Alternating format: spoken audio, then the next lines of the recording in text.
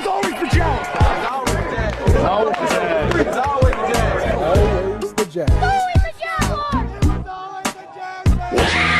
Welcome into Always the Jags, your number one podcast for everything Jacksonville, everything Jaguars, everything Duval. My guys, the Jaguars are going to give me an anxiety attack. I'm going to have heart problems. I was having heart palpitations after that game against the Raiders. Oh my gosh. And there's so many different ways to look at this, right? There's so many different ways to break it down. But we'll just start with that, with the Raiders game. We're also going to break down, I know might be a little soon, but we haven't heard anything on the trade news, so we'll talk about who we think we need, and I guess we'll find out if James Gladstone ends up bringing those guys in. But first, let's break down this Raiders game because, man, the Jaguars really were playing with fire.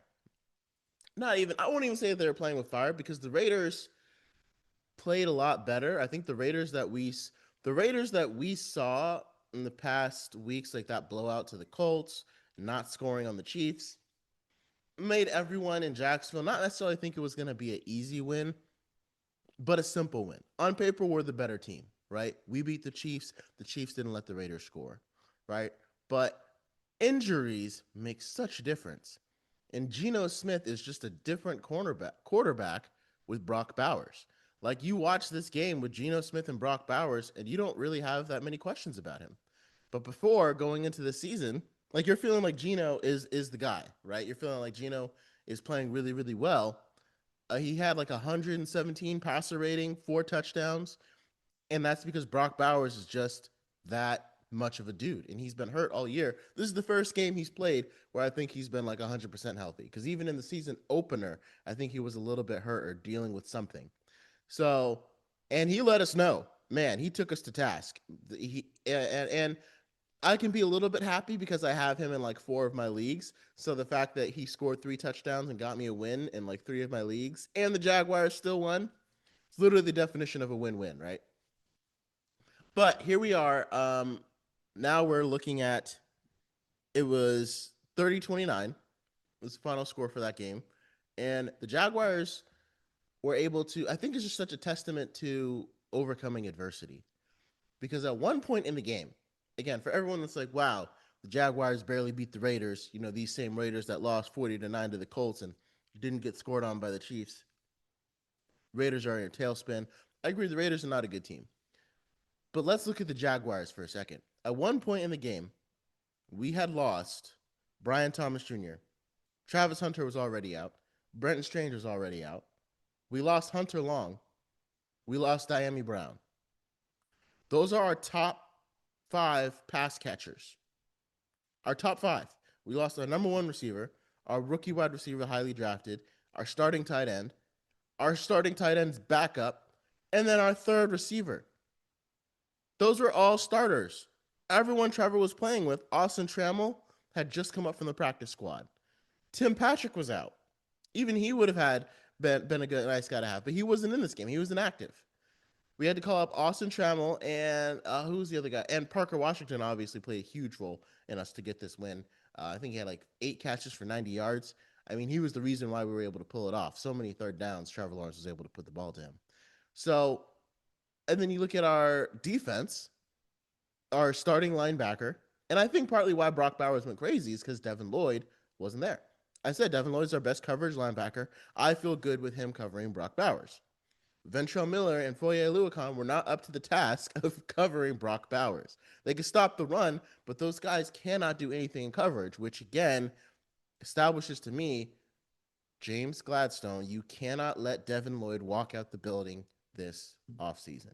If this game is any indication in the way we got feasted on by Brock Bowers, you cannot let Devin Lloyd walk out of the building this year. When he comes back healthy, you need to sign him. Or at least tag him. But then we have another problem because throughout the game, our best player on offense was Travis Etienne. He was pushing so many, and the best example I have is when Trevor dumped it off, because one thing our offense wasn't able to do was overcome bad starts. So like if you have a first down and then you get sacked for 5 yards, or if you have a stupid asinine penalty, which we had way too much of again, whenever that happens, it's hard for us to overcome it, right? Like Travis Hunter got us back a second and 20 one time, but we didn't have him, right? So on first down, Trevor dumps it off to Travis Etienne, 3 yards behind the line of scrimmage. And there's already a Raider in his face. If that Raider makes the tackle, now it's second and 14. And we're back behind the egg ball again. The Raiders are teeing off in the pass rush, and it could change the complexion of the game. Travis Etienne caught the ball, and immediately, like, he turns his head. The Raider's right there. And he makes one move and makes the guy miss. He just stops himself from running, and the guy completely misses him, and then he goes and picks up 8 yards, making it second and 4, second and 5, or something like that. I don't know how we can get rid of him right now. Like, maybe Bashal Tutin can get to that point and do those moves like that, but that was Travis Etienne who did it. You know what I mean? It's like the guy who's doing it and who's putting in, and he was like, we usually think of him as like a shifty scat back, but he added so much power to his game this offseason. He was bouncing off guys, putting his head down, lowering, and running through guys. Like, if it wasn't for the record-breaking night that Cam Little had, Travis Etienne would be my player of the game. He's right behind Cam Little. And this offense flows when he flows. I still think Bretton Strange is the bread and butter of this offense because his blocking ability and his catching ability confuses defenses, right? Travis Etienne doesn't confuse them as much in that way. Like, if you see Bretton Strange going out to block, you don't know if he's going to block or pass. There's so many things you can do with a guy like that. But Travis Etienne, our offense is better when Travis Etienne is better. When he's moving, when he's rolling, that's how things get going. And like, I was watching the Monday Night Football game, the Sunday Night Football game. I want the Jaguars to look at the Seahawks and be them, right? Like, the Seahawks might have a better offensive line. It's weird because our offensive line, it like comes and goes in waves. Like, sometimes they'll play. Robert Haynes has been consistent all year. Anton Harrison, when he's been healthy, he's been consistent pretty much all year and playing really well. Patrick McCarry is up and down days. He had a better game yesterday, but he had a rough 3-game stretch. Walker Little came into the season strong, feeling good about him. Gave up 3 sacks in the Seattle game. Hasn't really recovered since. Played a little bit better this game, but not by much. And then Ezra Cleveland wasn't playing well before he went out. So it's hard to get a beat on like what is our offensive line. But either way, with the Seahawks, the way they run the ball with Kenneth Walker and Zach Charbonnet, it forces defenses into man coverage because the way that their power running scheme, it just blows up zone coverage. And the guys will start getting 6-7 yards per carry. And you can just march down the field, rotating your 2 backs, and go down the field and score with the running game.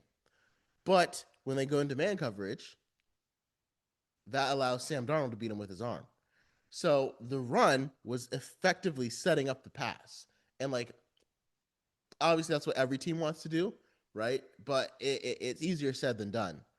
But again, we need teams to feel so threatened by the run that they have to do man coverage. Because in man coverage, Sam Darnold threw like 4 touchdowns against man coverage because Washington's secondary couldn't hold up against Seattle's receivers. And that's also because in zone coverage, they weren't getting their running backs to the ground. So that's the kind of scheme I look at, and I'm like, man, now, again, Sam Darnold is throwing some crazy accurate passes. Is Trevor Lawrence going to be able to do the same thing? That's what I want to see, right? I want to see us use that to try to make and see if our offense can really go do that. But again, back to our defense. Again, we had lost Devin Lloyd before the game.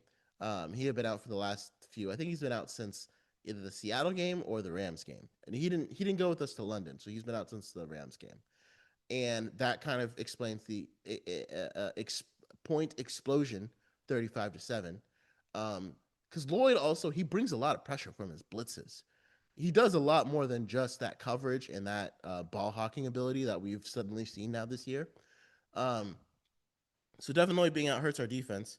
And I feel bad, but like, Andrew Wingard is kind of getting exposed now because he's lost Devin Lloyd. He's lost Eric Murray. And teams realize that, when you can kind of lean on the other guys to be successful. But without them, sometimes they can kind of expose you. And Andrew Wingard is kind of being exposed. Like, I'm not going to say he's not a starter, right? But like, he's a guy that can come in and give you some good reps and keep your defense afloat when a guy goes down. But he's not the guy to be left standing when everyone else went down. You know what I mean? And that's why, again, Caleb Bransaw is supposed to be that ball hawk, but we'll never see him this season. And again, it has me wonder, Xavier Watts was right there. Was that really the right choice? But here we are, like I said, Andrew Wingard kind of got exposed. Our cornerbacks, Greg Newsome played pretty well, gave up that touchdown to Brock Bowers, but that was mainly just a phenomenal catch because that was solid coverage. Monteric Brown had a great pick, but then he also got beaten man coverage. Jerry Jones got called for some penalties, and Jerry Jones is a guy that I thought would really step up. So, like, we are banged up in the worst way possible, right? Missing our best linebacker, missing our starting safety, missing our best cornerback, and Jordan Lewis went down too. Jordan Lewis went down in this game. That's why Jerry Jones had to come in. So missing two starting cornerbacks, missing a safety, missing our starting linebacker, missing our starting tight end, missing his backup. At one point, we were missing our starting receiver. At one point, we were missing all three starting receivers, and we still were able to gut out a win. So I think that's a huge testament to having the guys prepared and having the Jaguars believe that they are a good team. And I can't wait to see us back at full strength again. I don't think any of these guys that are hurt are out for the year, but we do have a tough stretch of games to get through without them because we don't know how it's going to go. Oh, and not to mention Trayvon Walker is still coming off of his injury, right? So our edge has also been hurt, which allows guys, because Trayvon Walker can't play as well, they're just teeing off on Josh Allen. So, but the difference is, when we had an injury-riddled season in 2023, we cratered. Those injuries cratered our season. And in 2024, it wasn't injury-riddled until we just couldn't get the stink of losing off until Trevor went down. And then it was just, over for the season. This Jags team, despite all the injuries, we are finding ways to win instead of finding ways to lose. And that was the difference between us in 23 versus 24. In 24, we were finding ways to lose.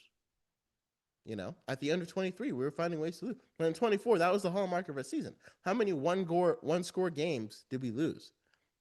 Now, this season, the Jaguars haven't really blown out anybody. We did dominate the Panthers, right? I'll say that. They didn't have a chance to win, really, within that game. But we've won almost. We've lost 2 one-score games. We've lost 2 one-score games. All the other ones we've been able to come out with a win. So again, we are finding ways to win instead of finding ways to lose. And it's just that simple.